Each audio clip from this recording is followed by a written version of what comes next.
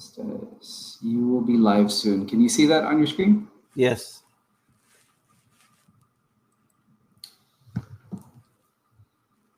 Thank you for joining us. We will start momentarily. We're just allowing a few people to step into the room.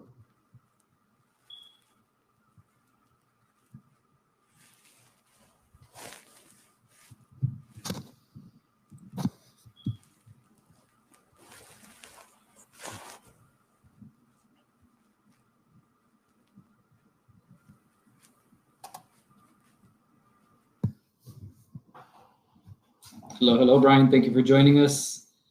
We're just about to get started in a second.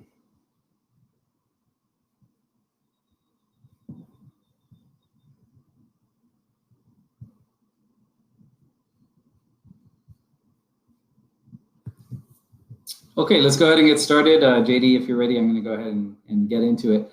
But first of all, thank you guys for taking some time out of your day to join us here for small business branding. So today we're going to be talking about how to brand your business. So building a successful brand for a new business. My name is Albert Capistran. I'm going to be your moderator today. Oh, sorry, there's an echo going on. There we go. So I'll be your moderator for today, and we will have Mr. JD Garza, who will be presenting for us. So next slide, JD. Awesome, thank you. So just to give you guys a quick overview of the SBDC, and we're from the UTRGV SBDC.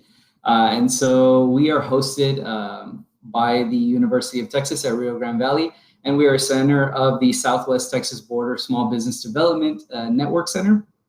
So we are funded in part through the state of Texas. Now we are an accredited member of America's SBDC. So what does that mean? It doesn't matter what part of the country you're in. We have SBDCs throughout the country, over 1,000 locations. And so we have a network of people that are here to help with any need of small business.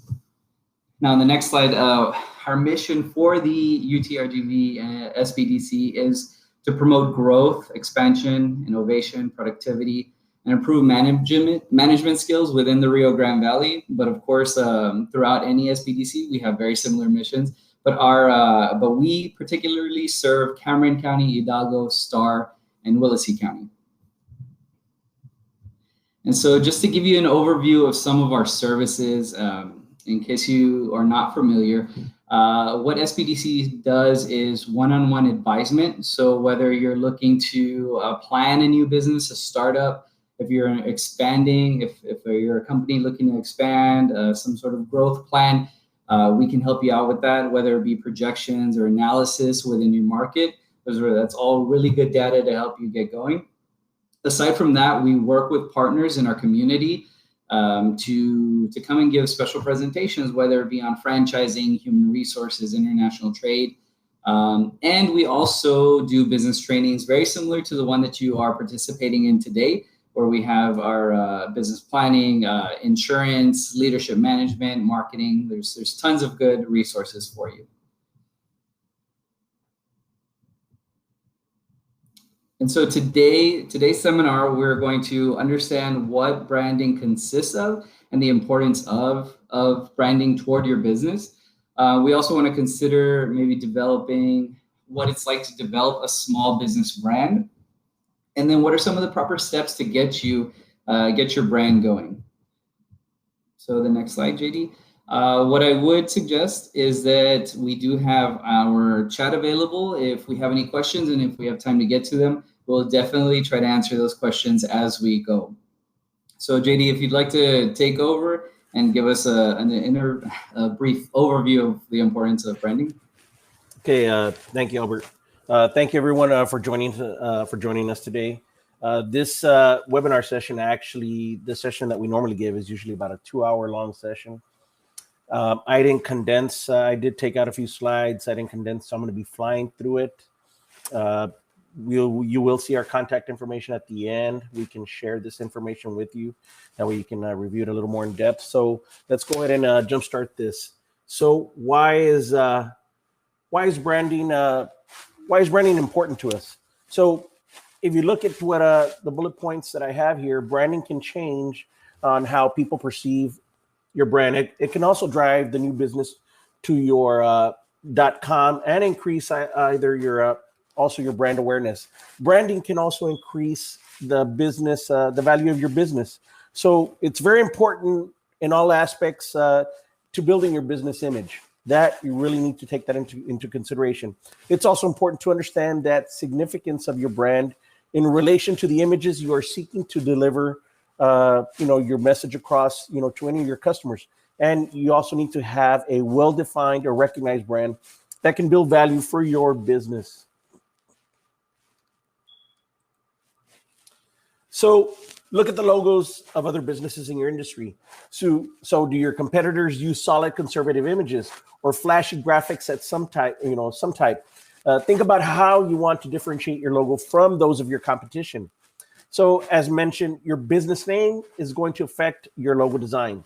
So if your business name is, let's say, for example, DC Jewelers, you may wish to use a classy type of serif font to accent the letters, especially if your name features initials. How about for a company called Lightning Bolt Printing? Okay, now the logo might feature some creative implementation of, you guessed it, a lightning bolt. Focus on your message. Decide what you want to communicate about your company. Does it have a distinct personality, serious or lighthearted? What makes it unique in relation to your competition or your competitors? What's the nature of your current target audience? These are things you need to take into consideration. Now, these elements, you need to, play an important immediate statement with a picture illustration, not words. So say the lightning bolt printing, the logo, for example, they may need to convey the business benefit of ultra fast guaranteed printing services. The lightning bolt image could be manipulated to suggest speed and assurance. Also, consider your colors. Okay. One thing you need to be careful of as you explore those color options is the cost. The 5-color logo, it may be gorgeous, but once it comes to, for it to go into production, say on the stationery, the price, it's not going to be attractive, nor will it work in mediums that only allow 1 or 2 types of colors. Try not to exceed the 3 colors unless you decide it's absolutely necessary. Make it simple. Okay, make it clean and functional. Okay, that logo, your logo, it should work well on a business card as on the side of a truck, as an example. So a good logo should be scalable, easy to reproduce, memorable, distinctive. Icons are better than photographs, which may be indecipherable if enlarged or reduced significantly. And you need to make sure to create a logo that can be reproduced in black and white so that it can be photocopied or used in black and white, in a black and white ad effectively as in color. So, sorry about that. Your logo is important to your business because it communicates the ownership, quality, and the values. It's imprinted on your products, your business cards, website, social media, most importantly, in the minds of your clients. So what is a logo? What makes it good? So a logo, it's just a combination of text, imagery that tells people the name of your small business. It also creates a visual symbol that represents your vision. It's also a big part of your brand identity, what people will see, okay? A good logo is memorable. It differentiates you from everyone else, and it fosters brand loyalty. How? People ask that. How? It has a meaning built within it. Why? Because your business belief system, the core values, the purpose, mission, the vision, what is your brand, what your brand is built around, what people remember and tell their friends about, not your logo. Why does your business need a logo? A well-designed logo builds trust. It gets people to stick around. It tells potential clients who you are, what you do, and how that benefits them. It also communicates to people with no prior knowledge or experience with your business that you do great work. So if your logo looks unprofessional, people will undoubtedly question you how well you're able to deliver your products and services. Have you ever hit the back of a button, the back of a button, or chose one company over another simply because the way they look, or is it more legit?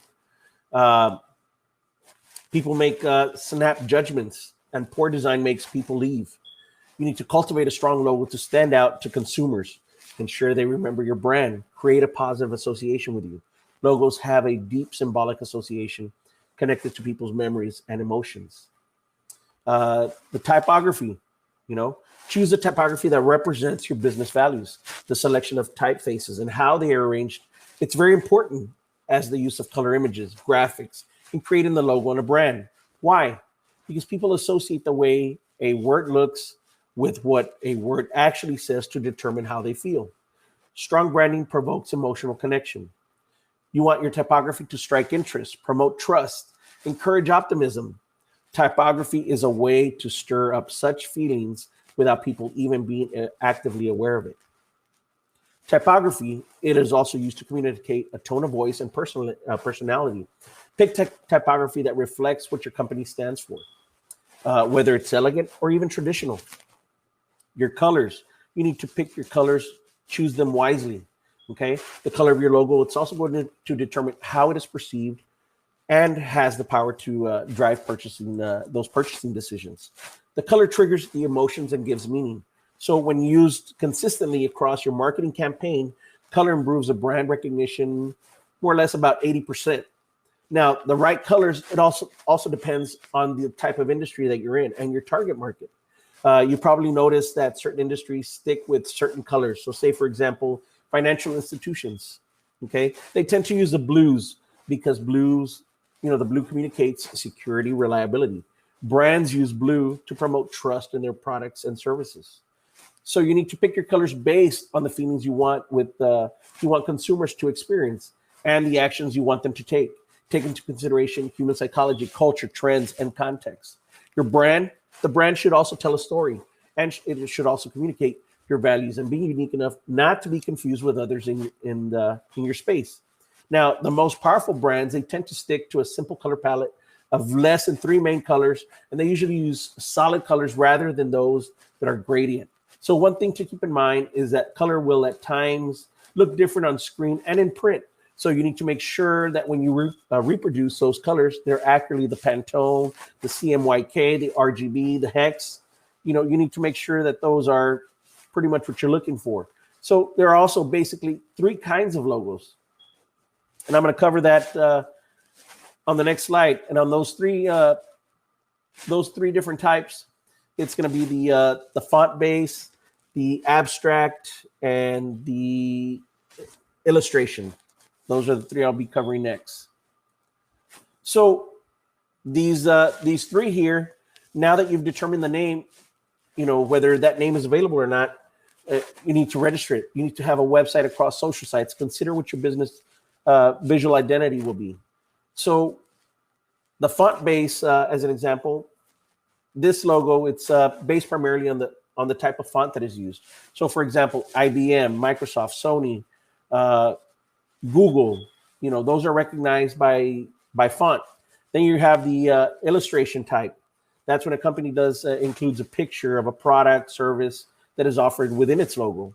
And then you have the abstract graphic symbol, which includes the graphics that are not as obvious representative of the company's product or service. And that's what I'll be giving you a little more illustrated. Oops, sorry about that. An illustrated slide here. So this right here is the font base logo. That's basically primarily on the type of the font that is being used. So as I mentioned, the IBM, the Microsoft, the Sony, the Google logos, those are recognized by the font that is used. The colors used may also contribute, but customers are able to remember the company based on the logo. Then you have the abstract symbols. Okay, that includes graphics that are not as obvious representative of the company's product or service, but if it's marketed properly, it may become easily associated with the company. So, for example, the Nike swoosh, Apple, the KFC, Twitter, Adidas, Motor, Harley Davidson, Starbucks, Pepsi, and then you have Instagram. Then you have these that illustrate, what a company does by including a picture of the product and services offered within its logo.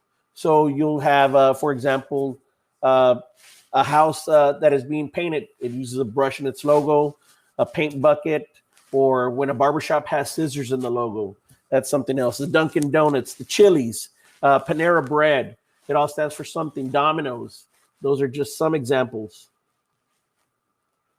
So how important is it to research in naming? Pretty much be the judge. So when you cross language borders, use these multilingual checkpoints. It is acceptable. Your name should be evaluated by a native-born person fluent in the language and slang of each country where you expect to do business. What about the existing meaning? Okay, you need to ask whether your name has similar or different meanings to what you intend. Words and phrases. Those might have different connotation in other countries or regions. What about negative connotations? You need to consider what your name could be confused with. So, for example, consider your branding and marketing message just as, let's say, Match.com. It was found when they decided to go global. Their tagline was, "Love is complicated. Match.com is simple." It didn't communicate their intent to customers from, say, Portugal to Peru until they instructed their copywriters to look for the meaning behind the words. Their intent, they discovered, was that Match.com opens a door to a myriad of possibilities. Therefore, they changed their international tagline to "Millions of Possibilities," Match.com on many of their global sites. I can give you a prime perfect example firsthand.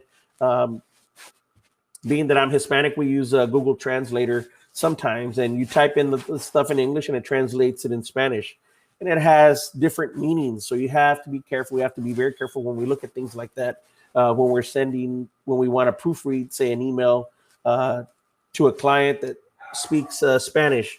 My first language is English. Yes, my secondary is Spanish, but I'm not going to say I'm 100% fluent, but those are things we need to look at, especially when we're doing things like that. And it all falls into context with some of these, the logos, the brands, what message they're trying to come across.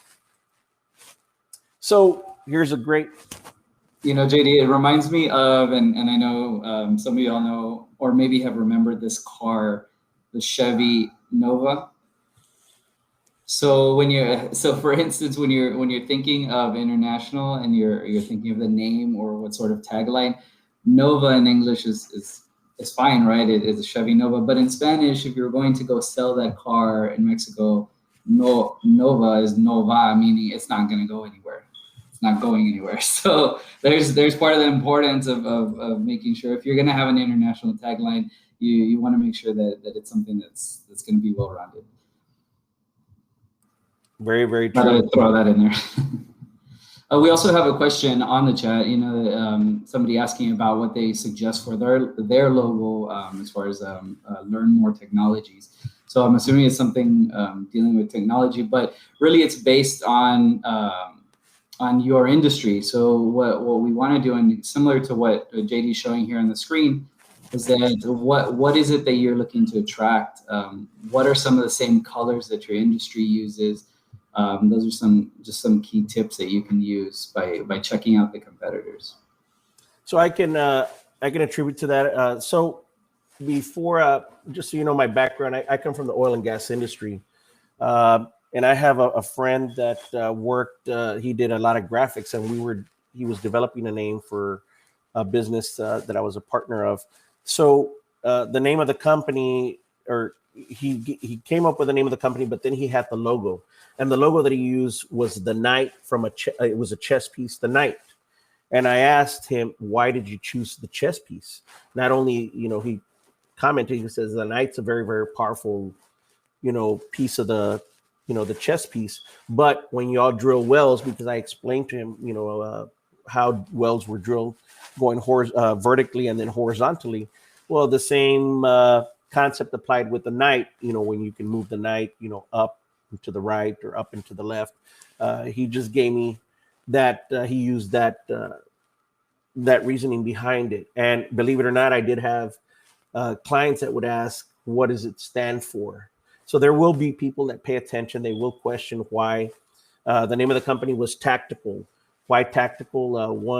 My background, I also come from the Marine Corps, but being that I've worked in the industry, it's a very rugged industry, outdoor type of work. A lot of the guys in the industry either are fishers, hunters. So it kind of felt the colors were the olive drab, the greens, the earth tone colors, and they went very, very well with that. So it will mean a lot. So when you're putting something like this together, do a lot of brainstorming before you pump something out there. So going back to this, the psychology of colors. Why is color psychology important in marketing? Okay. Now the color suggests that feeling, it incites emotion. It's not any different when it comes to selecting colors for your business. Choosing the right colors for your marketing efforts can be the difference between your brand standing out from the crowd or blending into it. Okay. Now, by using these strategically for your marketing efforts, you can get your audience to see what you want them to see and help them perceive the way you aim to be perceived. So this is why understanding the color psychology can be so useful for your marketing efforts. Why? Because it can help you portray your brand the way you want to. While choosing the right colors, they can enhance your brand perception. Poor color selection can do damage to your brand image. Remember that.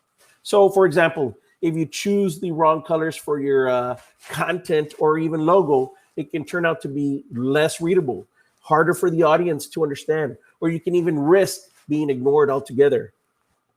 Color can be used by marketers to influence how people think, how they behave towards a brand, how they interpret any information. The choice of colors can also help people decide what is important. So this is why it is important that the content marketers need to understand what different color means. You'll see here the color palette, more or less. You see the optimism, who falls under the optimism, and what yellow falls under, the clarity, the warmth, the friendly, the cheerful, the confidence, which is the orange. You'll see the Hooters and Nickelodeon, Fanta, Stars, Harley Davidson. And you see the excitement, the Nintendo, Coca-Cola, CNN, Target, Ace, Exxon, Frito-Lay, the imaginative Wise, the creative, the sci-fi, Barbie, Yahoo, Lynx, Welch's, T-Mobile. Then you have Trust, Dependable Strength. You have the Dells, the Lowe's, the HP Oreo, Twitter, Southwestern Bell. Then you have Peaceful, Growth, Health, Animal Planet, Tropicana, Whole Foods, Land Rover, John Deere, Balance, the Neutral, the Calm, the Apple, the Cartoon Network, the Mercedes. Those are just a few.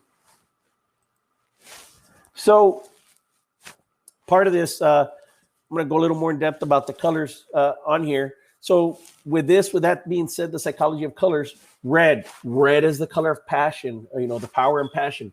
It can also be linked to the excitement, energy, and the physical courage. You tend to use red to convey confidence and energy. So, for example, Virgin Mobile and Coca-Cola. Then you go back to the green, the color of money, envy, but it also signifies the environment, Mother Earth, the universal love. Green is very attractive to the youth and those who enjoy life. So, for example, you have the Starbucks, the Garnier Fructis, the shampoo. Then you have the blues, which, going back to that, it represents the trust, the integrity, communication. However, the use of the wrong tone of blue can also make a brand appear cold, aloof, and approachable. Blue relates to the mind, so consumers associated with the logic and communication. It also serene like the ocean, calming to the look. So, for example, Facebook, Twitter. Purple, the quality, the luxury, the decadence, as in royalty. However, it can sometimes come off as tacky, too whimsical, or not in touch with reality and depending on the company. This can be determinantal to the message the brand also wants to send. So, for example, Cadbury chocolates. Black can also be seen as a luxurious color. When it's used correctly, it can communicate glamour, sophistication, exclusivity. Black is a color you take seriously. So, for example, Chanel, Yves Saint Laurent. Yellow expresses a personality of happiness, optimism, friendliness. It's also the most visible color in daylight, making it difficult to overlook brands that use the color. Example, say McDonald's, IKEA. Orange it's a very powerful, bright. Companies use orange, usually seen as fun, playful, enjoying, social interaction. It can also represent physical comfort like food, warmth. But you need to be cautious when using orange. Why? Because some brands that use it come across as frivolous and unable to make things seriously. So, for example, Nickelodeon. Pink. Pink may be obvious to color as to associate with the certain qualities. Pink stands for femininity, as well as love, nurturing, and caring. A lighter pink is sweet, usually marketed towards little girls, whereas the brighter pink holds the sex appeal. So, for example, Victoria's Secret. How about brown? The deeper meaning behind the use, the color, is warmth, safety, reliability, and dependability. So, for example, UPS. That's just this is just a little bit about the psychology of colors. So, colors and shapes, they work in harmony with each other to communicate a message. Therefore, an understanding of shapes is essential to understanding the power of color and branding. Even the most basic geometrical shape can be soft or hard, stable or threatening. Brands and color are inextricably linked because the color offers an instantaneous method of for conveying meaning and message without words. Color is the visual of component people remember most about a brand, followed closely by shapes, symbols, then numbers, and finally the words. So, for example, the next time you're in a grocery store, look at the colors of the laundry detergents. An overwhelming majority are blue and orange. Blue symbolizes cleanliness. Orange is dynamic, has a dynamic energy to it. Therefore, the blue and the orange package would clearly communicate industrial strength cleaning power. How about FedEx's? The two different color schemes. They're the best examples of the universal symbolism of colors. Green communicates ground services. Orange communicates the high energy and the speed of air transportation. So a single image delivers a lot of information in a very short time because it's perceived in an image all at once, whereas reading or hearing often takes significantly longer to process the same information. Many of the most recognizable brands in the world rely on color as a key factor in their instant recognition. As the audience, you need to ask the audience, were you able to associate the colors with the logo? What is wrong with these pictures? Talk about how colors are the first thing we see in the picture. Yeah, and I know we're not going to get into this section because it's like you mentioned earlier, this is a 2-hour long, normally a 2-hour long presentation. But aside from color, in that last screen that you had, JD, what was on there? It was Yahoo, right? And so Yahoo, no, or Yahoo, the last one that you had, the very last one that you had. But anyway, so video is a very big thing also, and sound. And so I know we're not going to go into depth on that, but if you think of Yahoo, can you hear Yahoo? Remember that phrase of Yahoo? How they would go? Sorry, I probably say that horribly, right? But that's also part of a catchphrase, and so it's part of your branding. Not only when it comes to video, when it comes to a jingle or noise or colors, that's part of your branding. So I know the next step is, JD, how do we get started with branding, or what is the next step that everyone can take? So pretty much the next step would be so I'm going to jump straight into that. Give me a moment.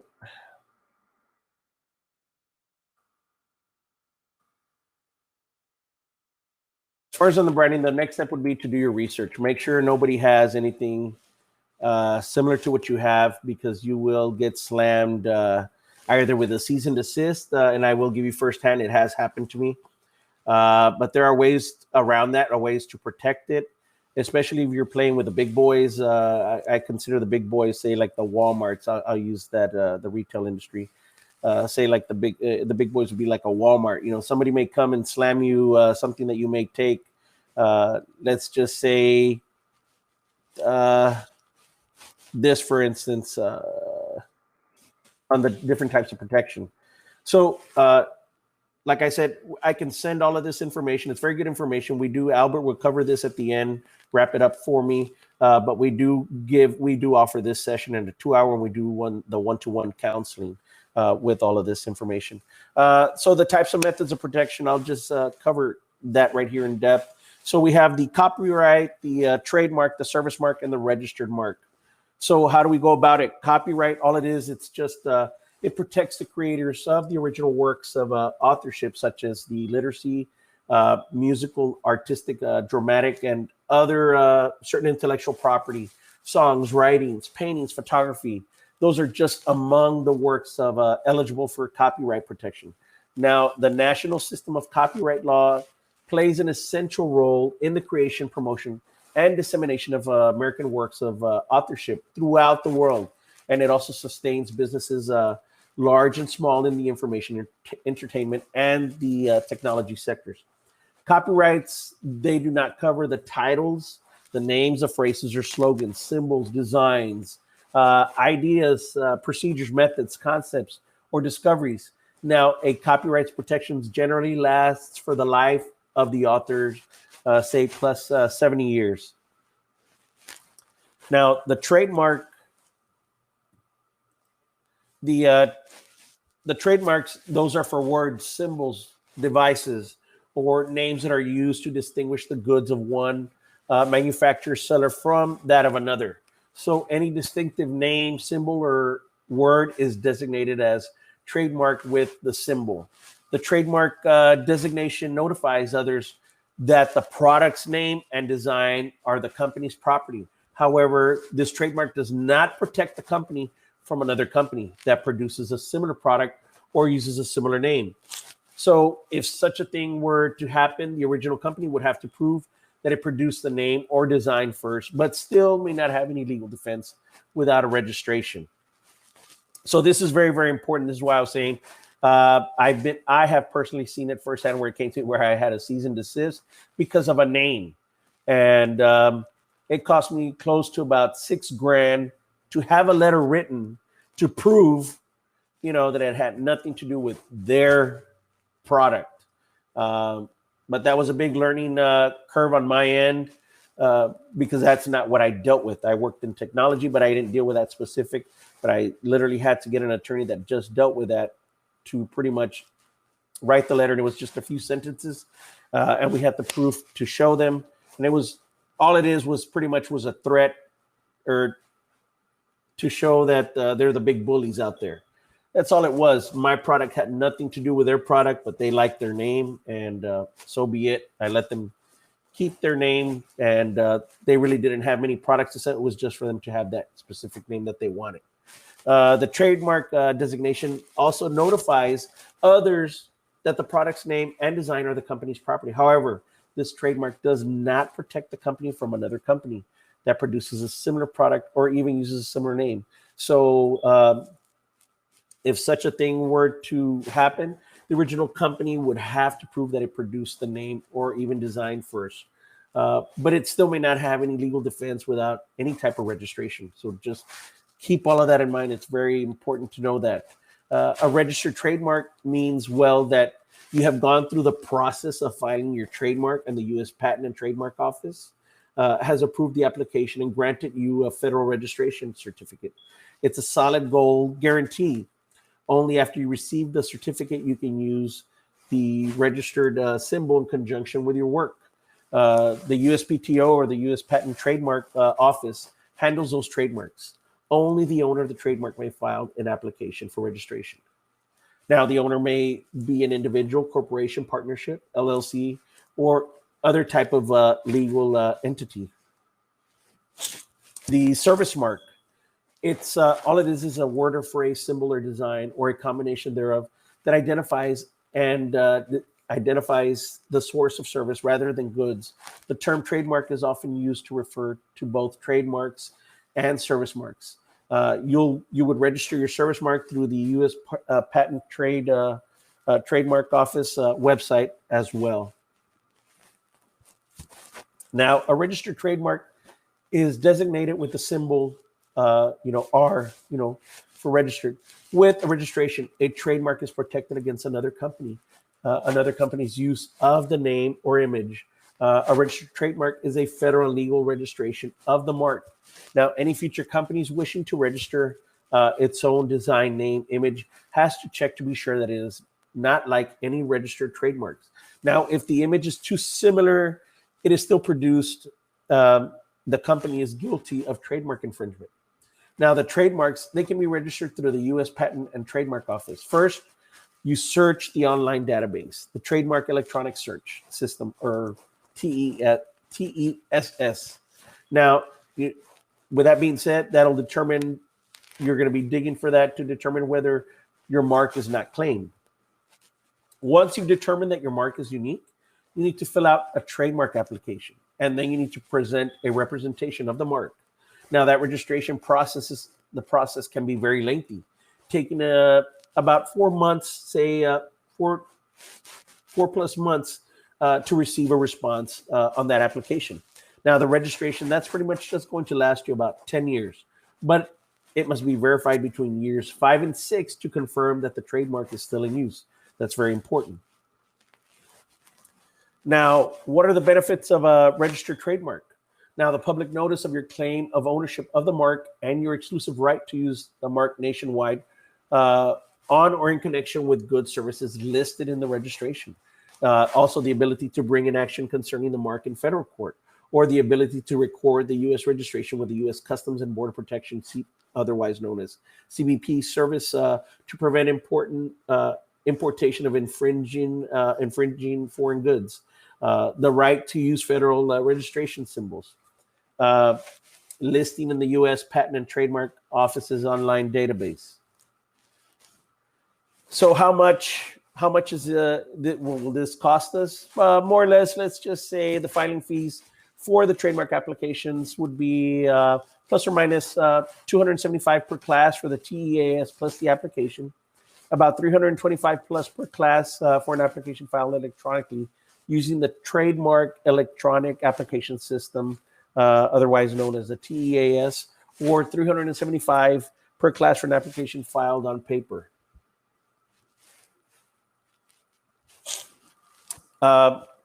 So if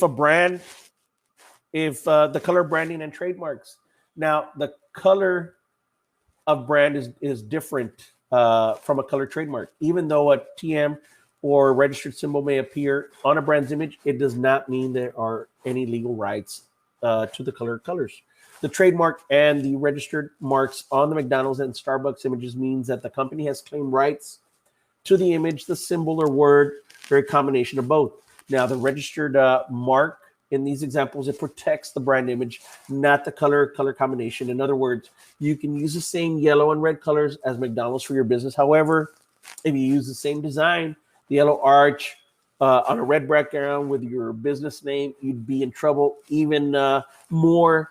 So it's for a hamburger restaurant. You need to be careful of that. Now, the trademark symbol on the brand image means the same thing. It protects the design and does not give legal rights to the colors alone. So you ask yourself now, where do I start? Ask yourself by asking these following questions. You know, a successful branding program is based on singularity. It creates a consumer perception and that there is no product or service on the market pretty much quite like yours. So defining your brand is like a journey, a business of self-discovery. You can ask yourself the following questions. What is your company's mission? Define what an organization is, why it exists, its reason for being. At a minimum, your mission statement should define who your primary customers are. Identify the products and services you produce and describe the geographical locations in which you operate. Also, what are the benefits and features of your products or services? Who is your target market? You know, the group of people it targets, whether it's with advertising. These people can also, you know, are the consumers that are most likely to use the company's products and services. What do your customers and prospects already think of your company? What qualities do you want them to associate with your company? Learn the needs, habits, desires of your current and prospective customers. Know what they think.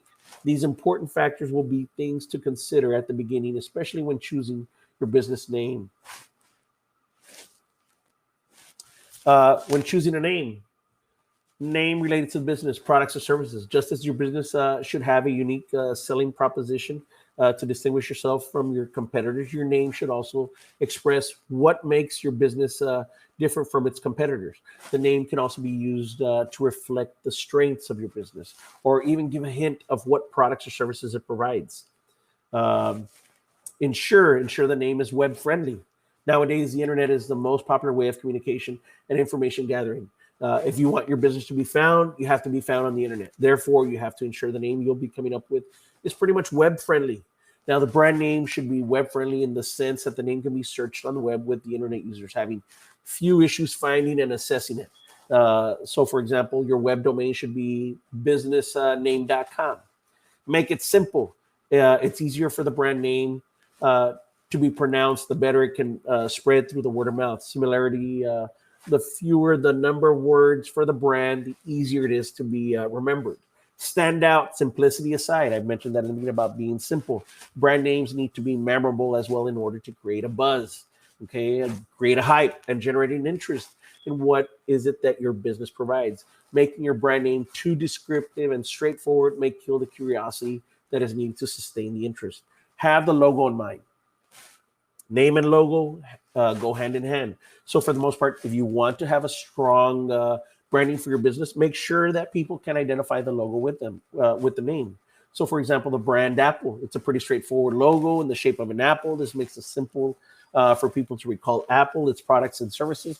Why? Instead of relying on solely the linguistic memory of the brand name, they are now also able to store the visual memory of the brand by associating it with the logo. So make sure your name is available, okay? Once you've selected the name for your business, make sure that it's available and not in use by somebody else. You can start, I'm going to have a list here coming up here of the different resources, where you can do a name search. You can also contact the local county's office to determine availability of the name within the county of the Secretary of State to verify the name is available to register, say for an LLC or corporation. You can do a comprehensive nationwide trademark search at Fornet, noam.com, the USPTO.gov. Sorry. And here's a list. And I can share this list with you guys, with everyone here that attended today. We have the sbdc.net.org, the sba.gov, marketingpower.com, entrepreneur.com, designcrowd.com, how it works, Logo Maker, Business Insider. Here's some very, very good information for y'all to get started with your brand, with your logo, with your image. With that being said, I'll let Albert go ahead and wrap up the last slide. I know that was tons of information in a very short period of time, but yes, this presentation will go out to all who attended today. And so you'll get to review some of this information, but I know there's a lot of questions that normally come up about trademarking and the costs and then how to get started. What are some of the free resources online to kind of create your logo and things like that. So at the SBDC, we have a lot of resources that we can help you out with. Of course, you can also, our host today can help you out with this information. We are from the University of Texas at Rio Grande Valley Small Business Development Center, and our information is there on the screen. So we are social, so you can contact us via Facebook or Twitter, or also by calling 956-665-7535. I know we had some questions on the chat. For instance, one, an elevator pitch. So just to kind of quickly go over that. Elevator pitch is just kind of something where you're pitching an idea, a concept of what your product is or your service. And the mission statement is really just something what you're passionate about and what that mission is, that's over kind of well-rounded about your company and what you want to accomplish as a company. But thank you so much for attending today. We hope you guys have a wonderful day. Anything else, JD, you'd like to add? No, I'd like to thank everyone for joining us today. I'm sorry I kind of ran through it, but I did take out a lot of slides to meet the timing criteria. But we do have a lot of wealth of information. If you do have a chance, we will be giving this presentation again. Just look for us at the UTRGV like Albert said, we do have our own webinar sessions, and this session, it is a 2-hour session and very, very much in depth. All right. Thank you so much for attending today. If there's no further questions, we'll go ahead and end it. Thank you. Have a wonderful day. Thank you, everyone.